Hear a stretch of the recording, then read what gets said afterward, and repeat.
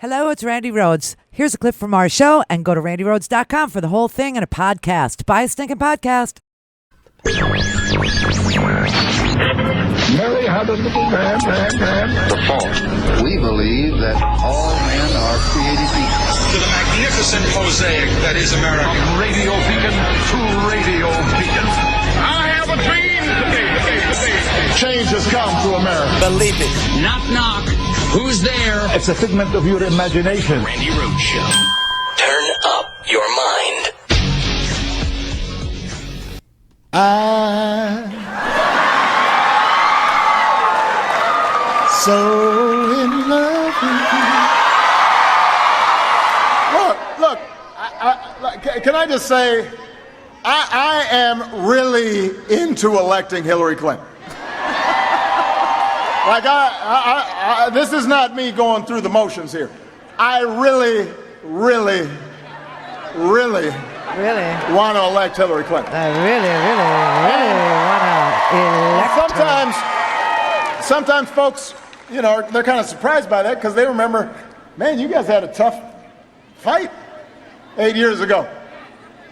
And it was tough because Hillary's tough. Every time I thought I had that race won, I was like going up the rocky steps, I was about to celebrate, and then I look and she's right there. And I got whooped here in Pennsylvania. She whooped me.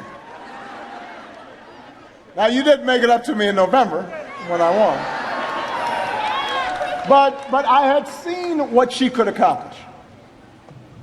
I had seen how smart and savvy and tough she was. So I asked her, I said, join my team. And she wasn't sure about it at first. But she ultimately knew that what was at stake was bigger than either of us. That's the kind of patriot she is. And so for 4 years, I had a front row seat. I watched her intelligence. I watched her judgment. I watched her discipline. I saw her in the Situation Room where she argued in favor of the mission for bin Laden.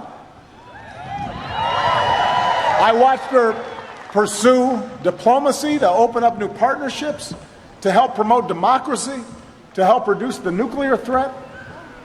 And she worked hard, tirelessly, flying around the world again and again. I don't know how many times she laughed at the world, but she went around a long time.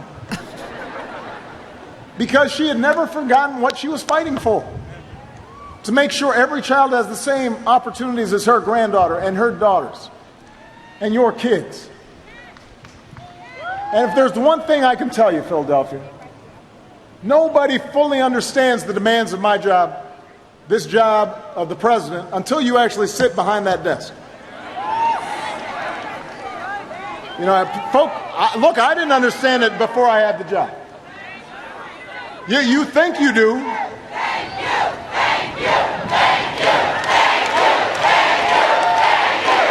No, hold on. I appreciate that. But I'm not going yet, so don't save the thank yous. I'm so in love with you. I really,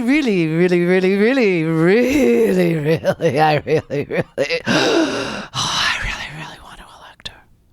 Wow, that was beautiful. That was love right there. That was undying devotion. That was President Obama today in Philadelphia, just humping the Hillary leg.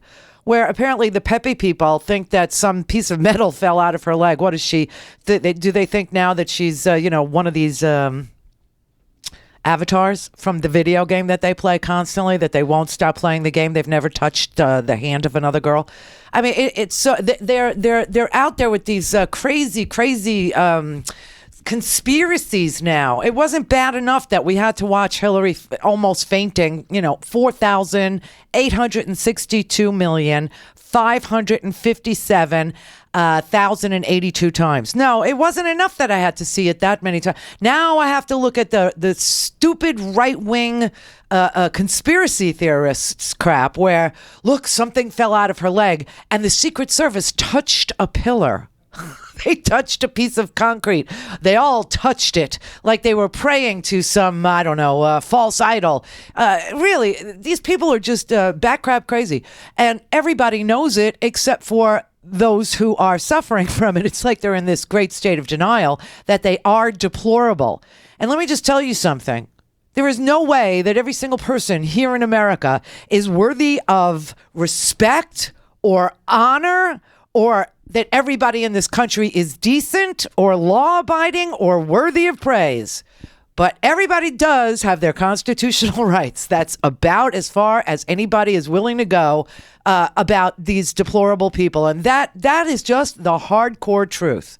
Because today, the Census Bureau came out with their new estimate about American it wasn't an estimate, it was a report on American incomes and the poverty rate and hunger in America. This is the Census Bureau, not the Bureau of Labor Statistics, which apparently the conspiracy theory part of our country, the deplorables, don't want to believe facts. Facts just aren't convenient for them. So every time the Bureau of Labor Statistics comes out with a report and it says that, you know, things like unemployment is down from nearly 10% when Bush left office to 4.9% today, they say that's not real. It's not real. Donald Trump is real.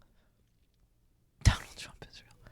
Donald Trump bought a painting of himself with the money that was supposed to be from his charity. Now, normal narcissists, a mirror is good enough, but not for Donald. He had to buy a painting drawn by a speed painter at Mar-a-Lago that was supposed to be up for auction to raise money for the charity. Donald freaking bought it with the charity's money. That's exactly backwards, you fake freaks. Anyway, the Census Bureau came out today with a report. Incomes. This is great freaking news. Not that you'll hear it, not that you'll see it, so learn it now. The incomes of typical Americans rose in 2015 by 5.2%. The most significant boost to middle-class pay since the end of the Great Recession, and the fastest increase ever recorded by the federal government, the Census Bureau reported Tuesday. The poverty rate fell by 1.2 percentage points, the steepest decline since 1968. There were 43 million Americans in poverty on the year, which is 3.5 million fewer people than in 2014. Got a ways to go, but you see, this is what the Republicans do. They ignore good news, they ignore progress, and then they say, oh, elect this guy who drives us back into the freaking ditch, and then they ask to have the keys back for the midterm. Do you know, it's stunning to me. It really is. It's an amazing freaking, phenomenon in this country. The share of Americans who lack health insurance continued a years-long decline, falling 1.3 percentage points to 9%. 9%.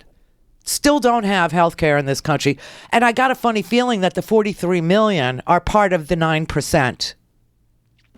Because you have Republican governors who refuse to expand the Medicaid.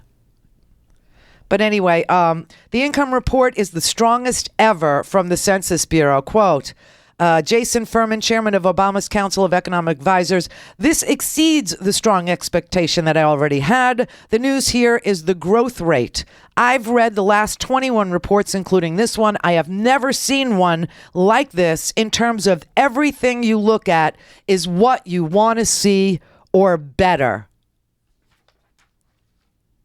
Median household income. Now, if you're not in this, you either are a small business owner like me and won't pay yourself until your employees get paid and all the bills get paid, or you're living in a rural spot somewhere in Appalachia because there was no growth in rural America. I wonder why. Well, let's look at the growth in heroin and meth and alcohol. Real median household income was $56,500 in 2015, up from $53,700 in 2014. The gain is a combination of rising wages in the economy, spurred by a labor market where unemployment is falling and employers are being forced to compete for workers as well as low inflation. Oh, and you know what they left out of this? I think some places raised the minimum wage now, didn't they?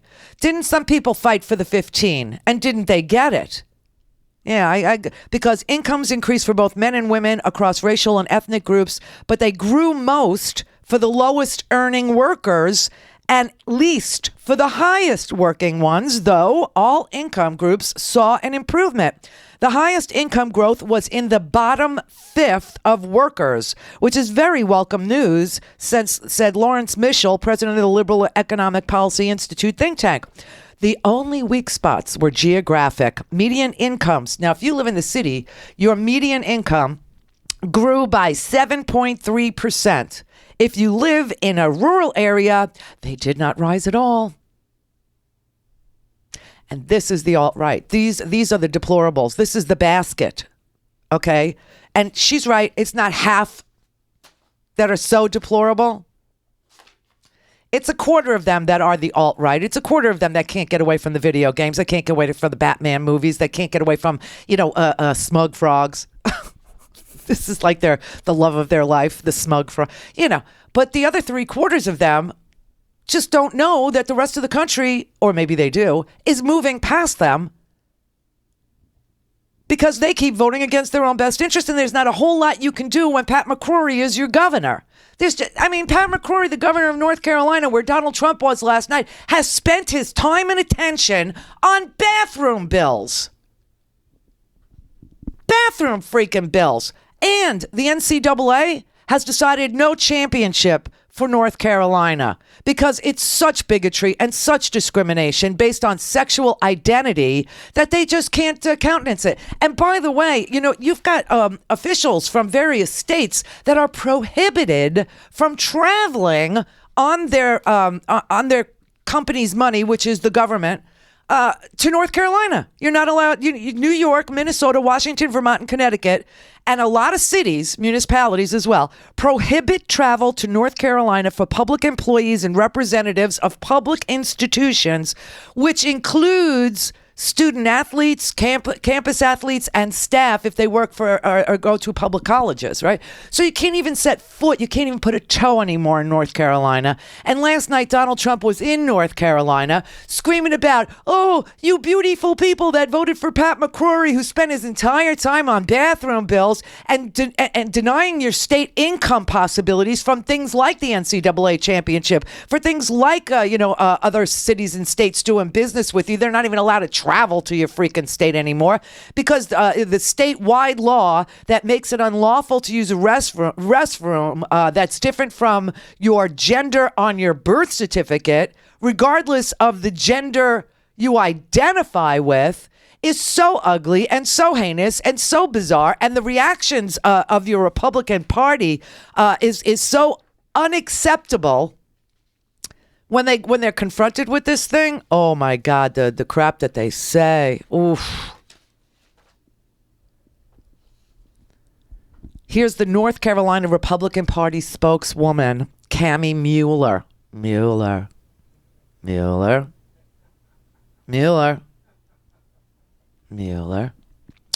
She said, "This is so absurd, it's almost comical. I genuinely look forward to the NCAA merging all men and women's teams together as a singular, unified, unisex team. Under the NCAA's logic, colleges should make cheerleaders and football players share bathrooms, showers, and hotel rooms. This decision is an assault to female athletes across the nation. If you're unwilling to have women's bathrooms and locker rooms, how do you have a woman's team?" You are so blind and crazy to what transgender identity means that to sit there and even talk to you about anything having to do with, look, there's a kid that goes to Harvard who was born a girl and competed on the Harvard swim team as a woman and then told the truth that she was identifying as a male and had the surgery and had a radical mastectomy, painful, in order to live her gender identity, which was male. And now she swims for the Harvard's men's team, you see. The big mistake would have been having a person who identifies as a male in the women's locker room. But there's somewhere. Anyway, Donald Trump went to North Carolina last night, and he wanted to tell the people in North Carolina that they're not deplorable. So I don't know. I mean, the staff that works for him are so inept. I'll play you what occurred.